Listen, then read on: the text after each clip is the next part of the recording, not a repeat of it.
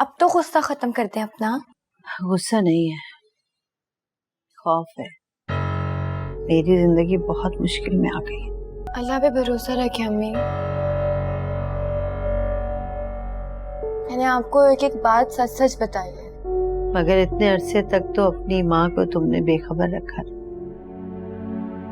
मैं तो नासिर को कोसती रही, हालांकि उसने तो ये कदम तुम्हें बता के उठाया था।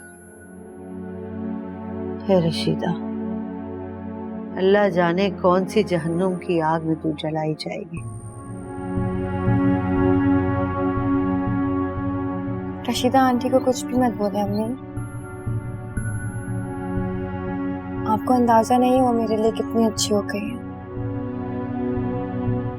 तुम्हारा मुस्तकबिल बर्बाद करके अच्छी हो गई तो क्या फायदा? कल का किसको पता, ऐसा भी हो सकता था कि नासिर से शादी करने के बाद मेरी जिंदगी में मजीद मुश्किलात बढ़ जाती।